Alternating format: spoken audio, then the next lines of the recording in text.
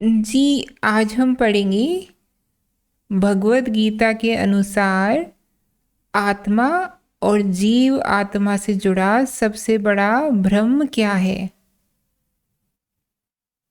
श्रीमद् भगवत गीता अध्याय 2 श्लोक 22। जैसे मनुष्य पुराने वस्त्रों को त्याग कर दूसरे नए वस्त्रों को ग्रहण करता है, वैसे ही जीव आत्मा पुराने शरीरों को त्याग कर दूसरे नए शरीरों को प्राप्त होता है।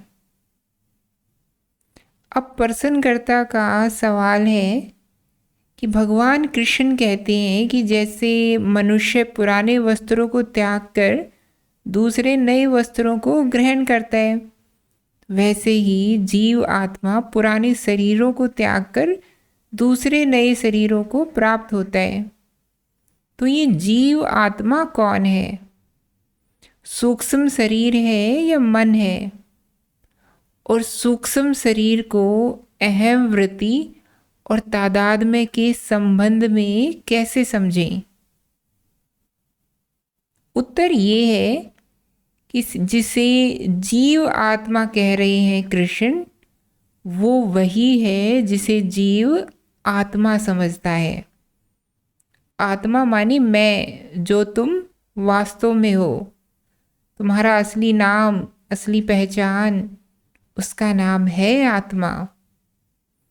पर जीव आत्मा में तो जीता ही नहीं है। जीव का केंद्र क्या होता है? अहम। तो जीव जिसे आत्मा समझे वो हुआ जीव आत्मा, यानी अहम। तो आत्मा और जीव आत्मा बहुत दूर दूर की बातें हैं। आत्मा और जीव आत्मा को एक मत समझ लीजिएगा। आत्मा परम सत्य है और जीव आत्मा परम ब्रह्म है। और चूंकि जीव अहम को ही आत्मा का नाम देता रहता है और कहता रहता है कि मैं ऐसा हूँ, मैं वैसा हूँ, तो उसने तो मैं के साथ न जाने क्या क्या जोड़ दिया है। अहम को ही आत्मा बना डाला है। तो इसीलिए फिर महात्मा बुद्ध को कहना पड़ा कि आत्मा झूठी बात है। वो वास्तव में यह कह रहे थे कि जिसको तुम आत्मा समझते हो वो झूठी बात है, क्योंकि तुम तो अहम को ही आत्मा समझते हो। तुम तो अहम को पकड़े बैठे हो और यही सोच रहे हो कि यही तो आत्मा है मेरी, यही तो सच्चाई है मेरी। तो जीव आत्मा जब आत्मा बनने लग गई तो बुद्ध को कहना पड़ा अनात्मा। दुनिया का सबसे बड़ा भ्रम है जीव आत्मा बनी बैठी है आत्मा। देखा नहीं है कि हम किस तरह के मुहावरे, अभिव्यक्तियां इस्तेमाल करते हैं। हम कहते हैं कि मेरी आत्मा रो रही है, मैं तुमको आत्मा से प्यार करता हूँ।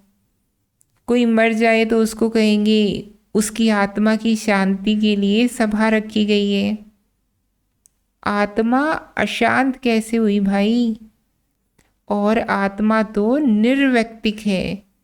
किसी की व्यक्तिगत कैसे हो गई आत्मा कि उसकी आत्मा और मेरी आत्मा? आत्मा तो एक है, न तेरी है न मेरी है। तो जीव ने क्या खेल चला रखा है? उसने अहम को ही आत्मा का नाम दे रखा है और आत्मा के साथ फिर वो इस तरह की बातें करता है कि मैं तुझे आत्मा से प्यार करता हूँ। मेरी आत्मा की आवाज़ है कि आज पकोड़े ही खाने चाहिए। तुम मिलते हो तो मेरी आत्मा प्रफुल्लित हो जाती है।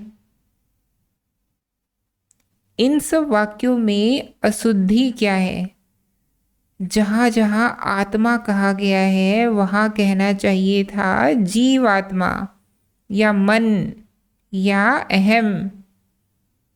पर हमने मन को समझ रखा है आत्मा, इसलिए तो हम मन को, अहम को इतना सम्मान देते हैं और हम बोलते हैं कि दैट्स मी, वही तो मैं हूँ।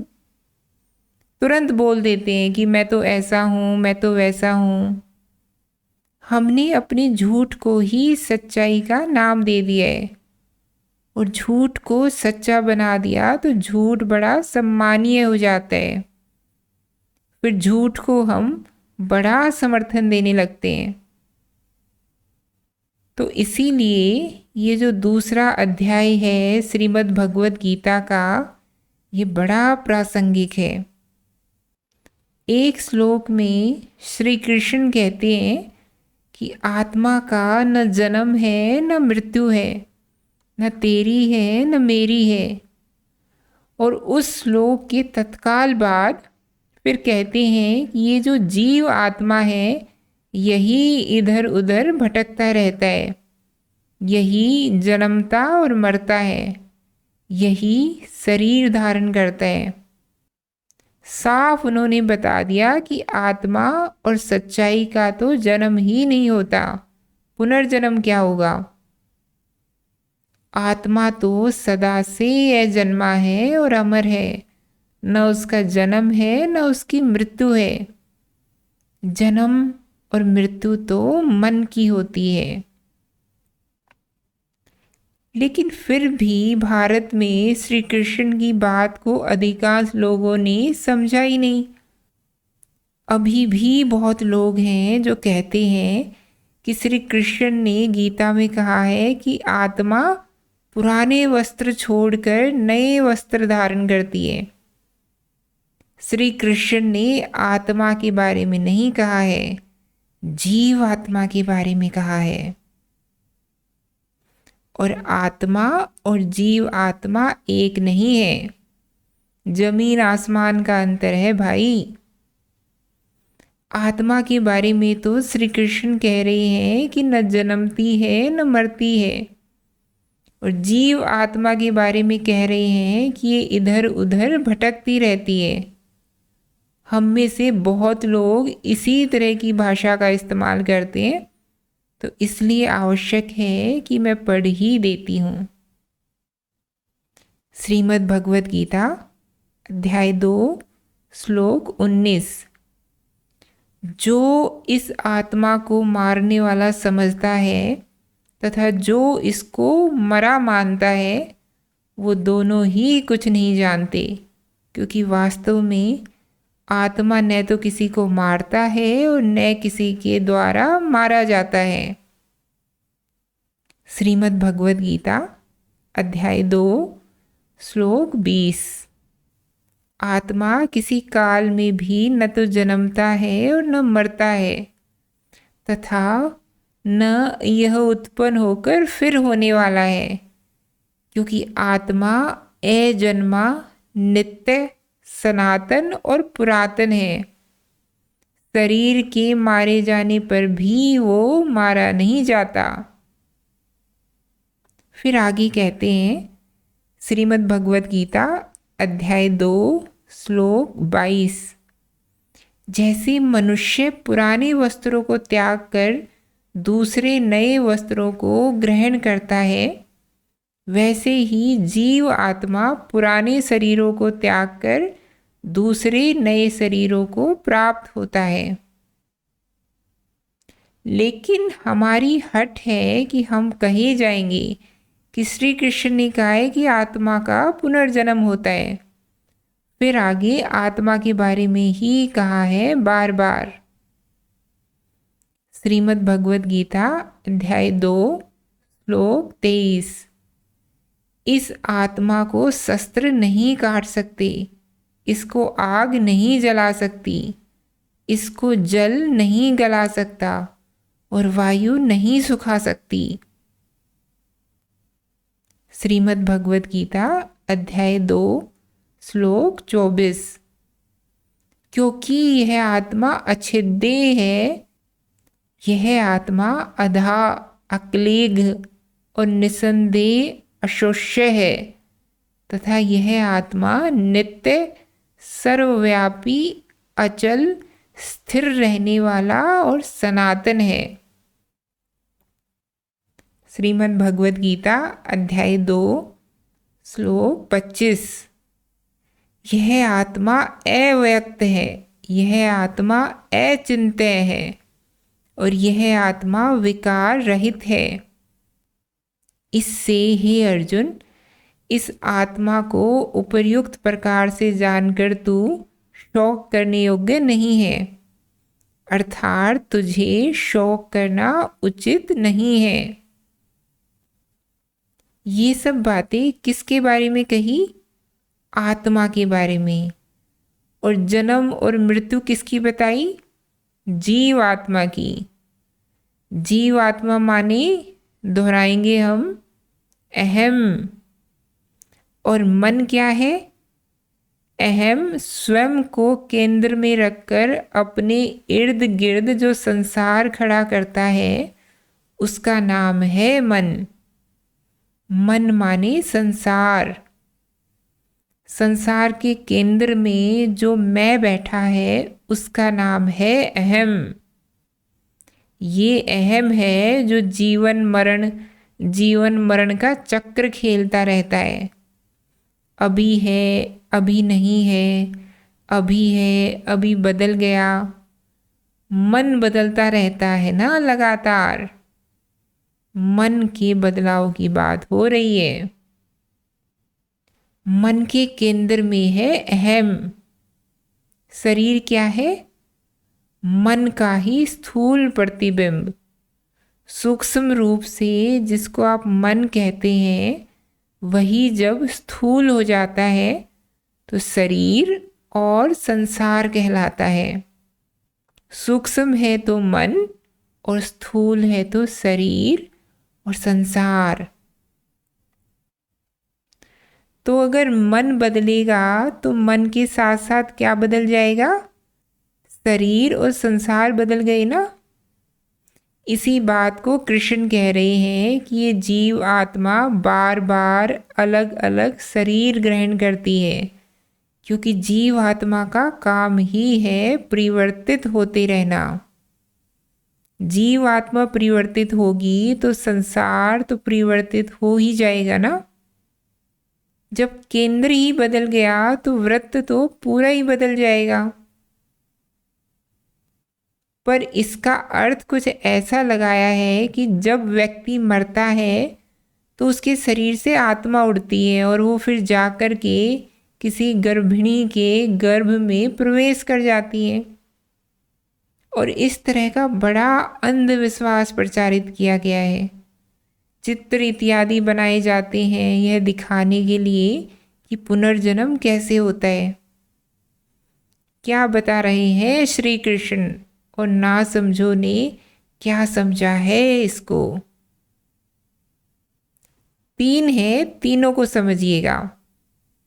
आत्मा जिसका कोई जन्म नहीं होता, प्रकृति जिसमें अनंत जन्म और अनंत मृत्यु है, और व्यक्ति जिसका एक जन्म और एक मृत्यु है। आत्मा न जन्म न मृत्यु, प्रकृति अनंत जन्म और अनंत मृत्यु, और व्यक्ति जो आप हैं उसका एक जन्म और एक मृत्यु। पर व्यक्ति अपनी क्षणभंगुरता के तथ्य से डरकर घोषित कर देता है या तो वो आत्मा है या फिर अपने आप को बोल देता है कि मैं तो प्रकृति हूँ, मेरे तो अभी बहुत जन्म और बहुत मृत्यु होंगी। दोनों में ही उसका स्वार्थ एक ही है, अपनी एक और आखिरी मृत्यु के तथ्य से बचना, छुपना, झुठलाना। हमें इस बात से इतना खौफ है कि एक ही जीवन है और उसकी एक ही मृत्यु है।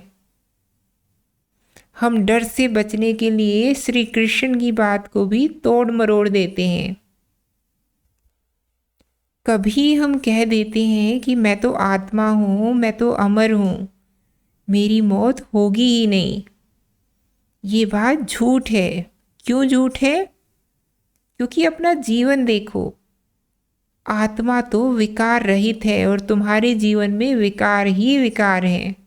तुम आत्मा कैसे हो गई? आत्मा तो निर्लेप है, निर्मम है, निर्मोह है और तुम्हारे जीवन में लिप्तताएं हैं, मोह है और ममता है। तुम आत्मा कैसे हो गई? पर जीवन में तमाम तरह के दोष, विकार, मोह, ममता भरे भरे भी हम कहते हैं मैं तो आत्मा हूँ, मैं अमर हूँ। तो ये झूठ हुआ ना। और ये घातक झूठ है, क्योंकि जब तक ये झूठ रहेगा तब तक आप जीवन में वृत्तियों को, विकारों को, मोह को, ममत्व को, अहंता को प्रश्रय दिए जाएंगे। आप कहेंगे कि इनको रखे रखे ही अगर अमरता मिली जा रही है तो इनको हटाएं काहे को।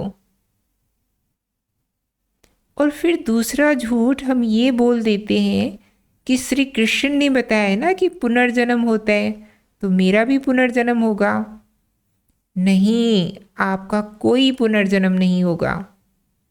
अस्तित्व में बहुत पुनर्जन्म होते हैं, प्रकृति में पुनर्जन्म होते हैं, व्यक्ति का कोई पुनर्जन्म नहीं होता। इन तीनों का भेद समझना बहुत आवश्यक है। आत्मा न जन्म न मृत्यु, जीव एक ही जन्म और एक ही मृत्यु। और जीव का भला इसी में है कि वो उस एक जन्म का सदुपयोग कर ले पूरा पूरा।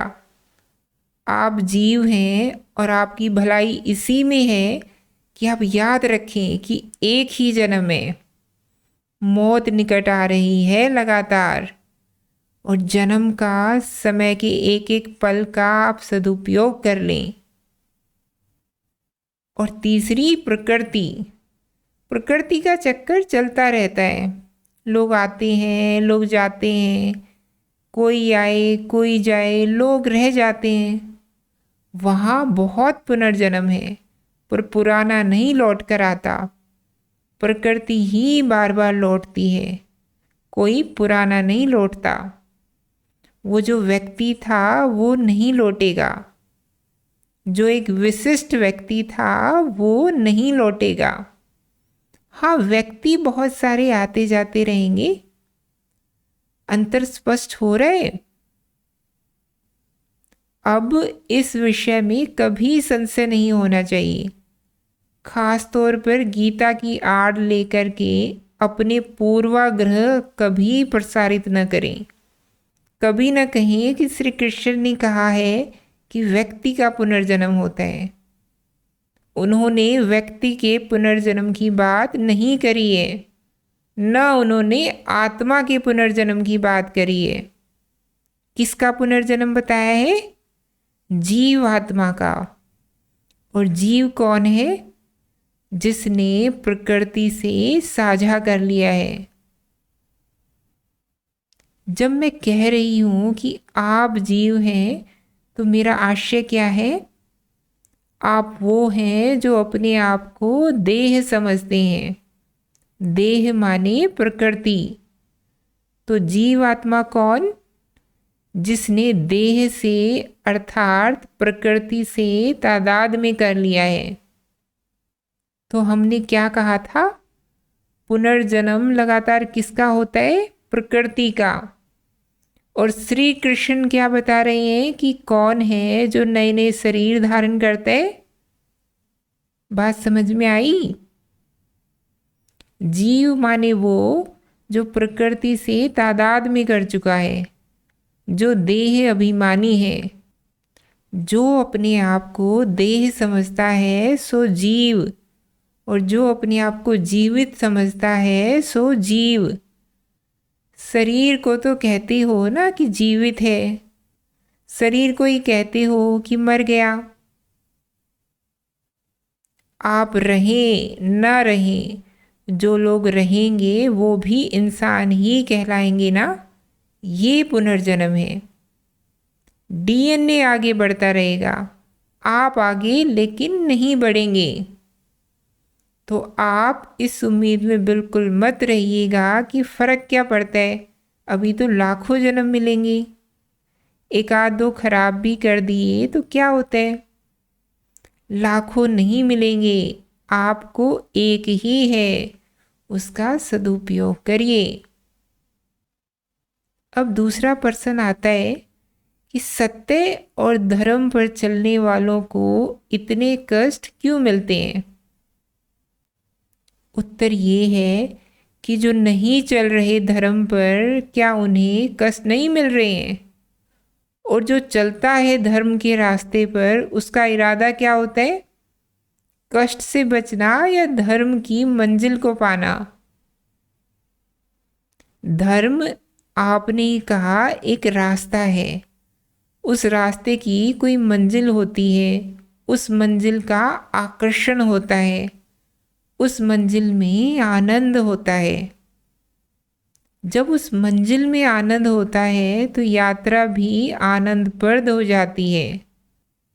धर्म का रास्ता इसलिए है कि आपको सुख मिले और कष्टों से रक्षा रहे, या वो इसलिए है कि आपको वो मंजिल मिले जिससे आपको प्रेम है।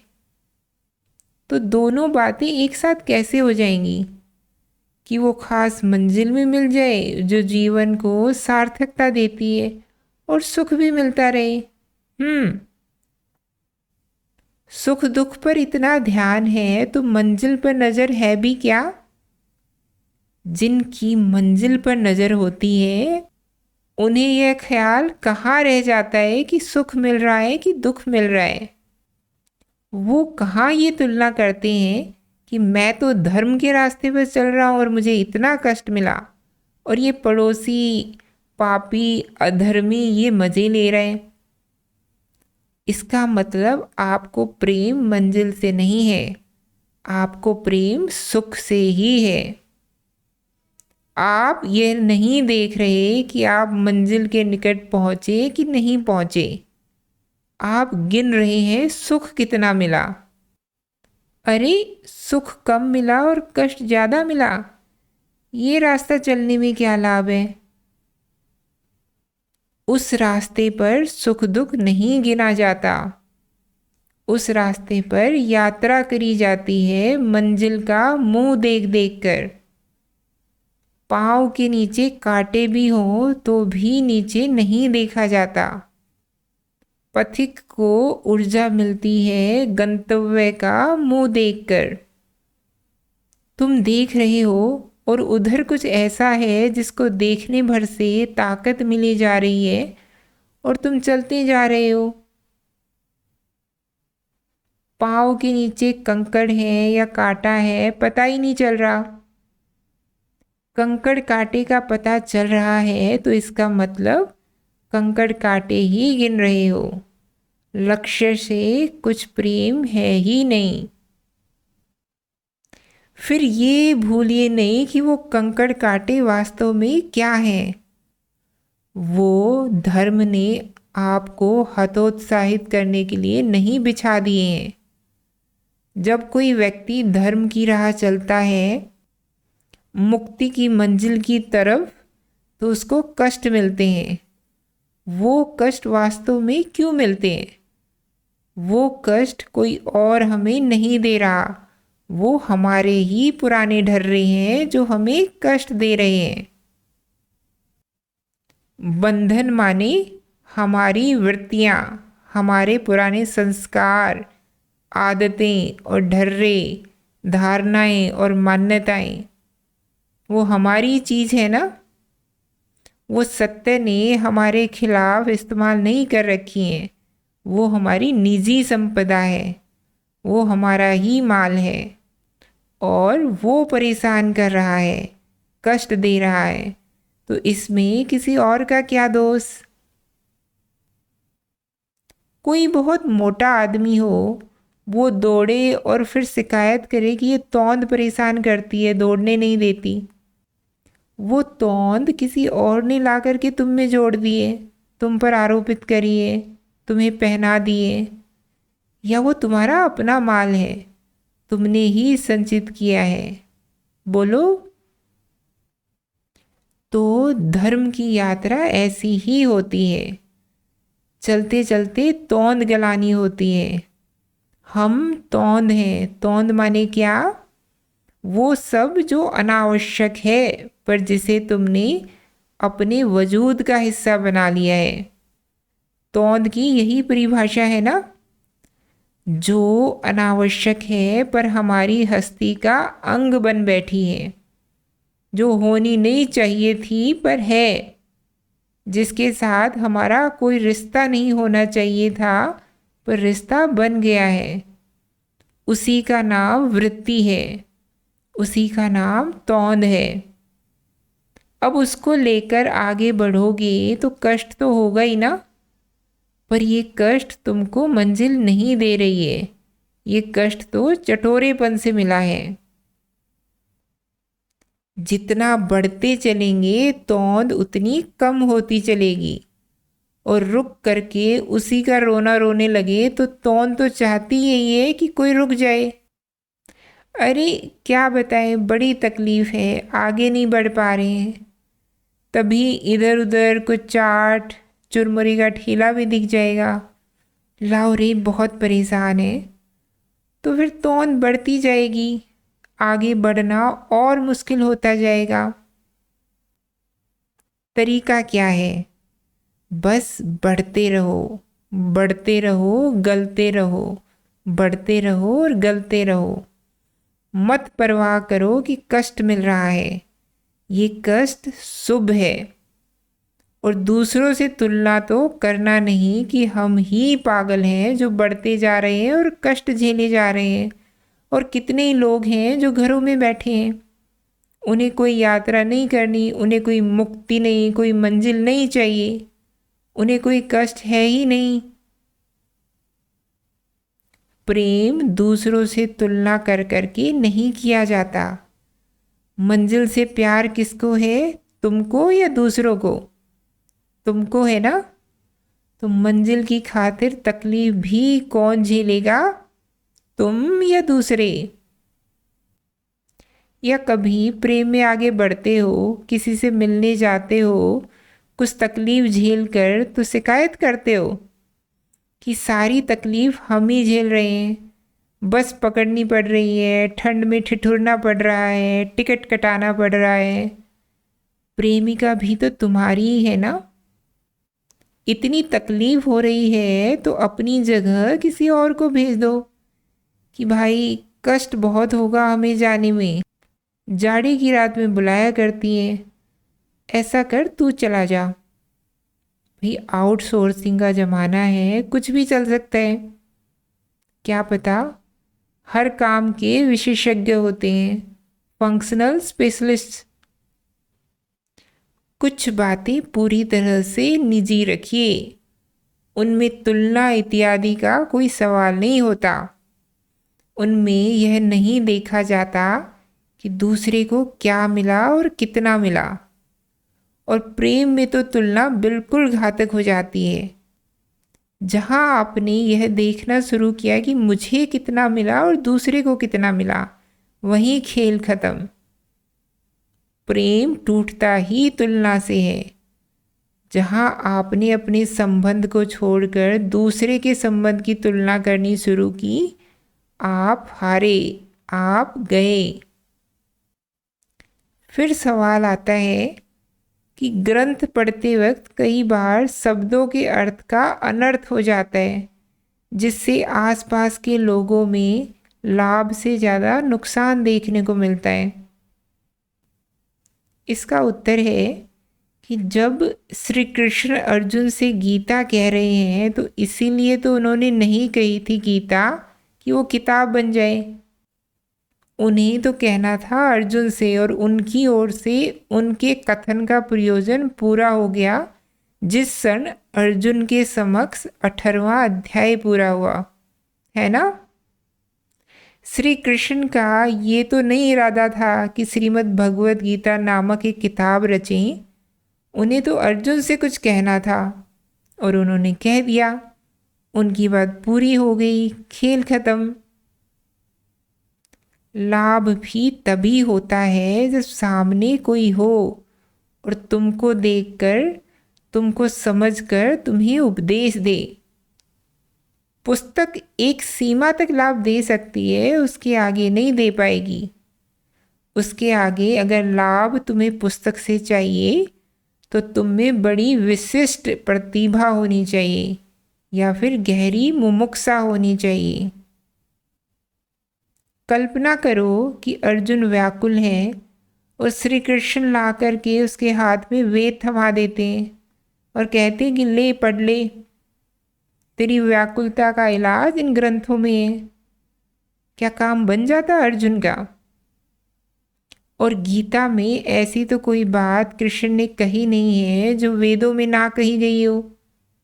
जो कुछ श्री कृष्ण गीता में कह रहे हैं वो सब वेदों और वेदांत में पहले से ही मौजूद है ना।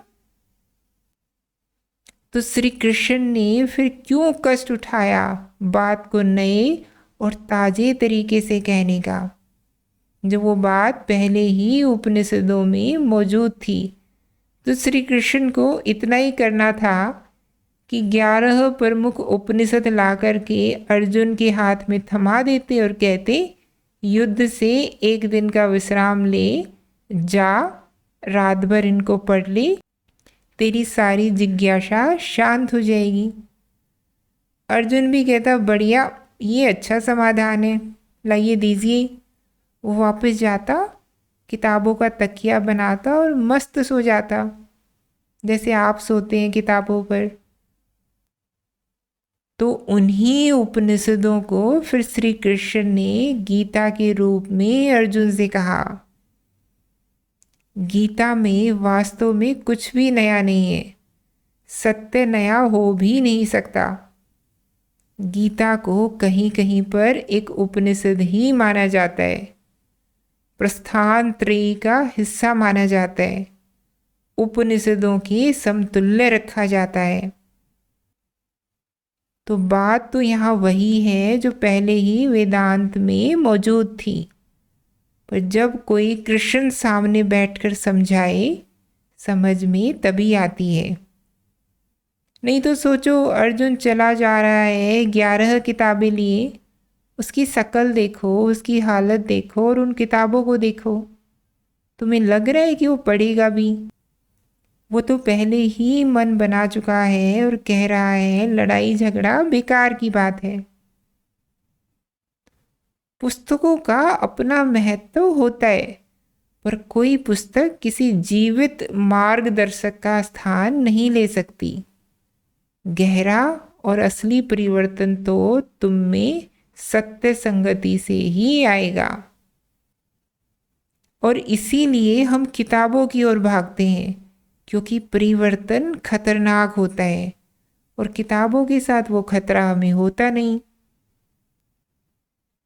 आप कभी गौर नहीं करते, आप जिन किताबों को पढ़ते हैं आध्यात्मिक साहित्य में, वो वास्तव में किताबें हैं ही नहीं। वो लिखी नहीं गई थी, वो कही गई थी। वो संवाद है, बातचीत है दो लोगों की अधिकांशतः। तो वो जो बात है वो किसके काम आएगी? जिससे कही गई थी। अब किसी से कही गई थी और बाद में उसको लिख भी दिया गया। अरे भाई, अगर लिखने में ही उसका सार होता तो फिर मूल रूप से भी उसे लिखा ही गया होता ना, कहा क्यों गया होता? श्री कृष्ण ने गीता लिख डाली होती, उसकी 1000-2000 प्रतियां छपवा ली होती, और जो कोई मिलता उलझन में, धर्म संकट में, उसको कहते ये लीजिए न्यूयॉर्क टाइम्स बेस्ट सेलर। ऐसा कर रहे हैं क्या कृष्ण? ऐसा तो नहीं कर रही ना। जब स्थिति सामने आ रही है, उस स्थिति में जो बात उपयुक्त है, अनुकूल है, जो बात ताजी ताजी, बिल्कुल मौलिक, एकदम आत्मिक, एकदम सच्ची है, वो बात कहे दे रहे हैं। कोई पहले से ही छपी हुई किताब नहीं तैयार है। ताजी बात में जो दम होता है वो छपी बात में कभी नहीं हो सकता। पर इसका अर्थ यह नहीं कि छपी बात बिल्कुल मूल्यहीन होती है, उसकी भी एक जान होती है। पर बाग का ताज़ा आम हो और डब्बा बंद आम का रस, कुछ फर्क तो होगा ही ना, या नहीं होगा? एक में प्राण है और एक में केमिकल। प्राण और प्रिजर्वेटिव में से क्या चाहिए? प्राण चाहिए ना, तो ताज़ा आम खाओ।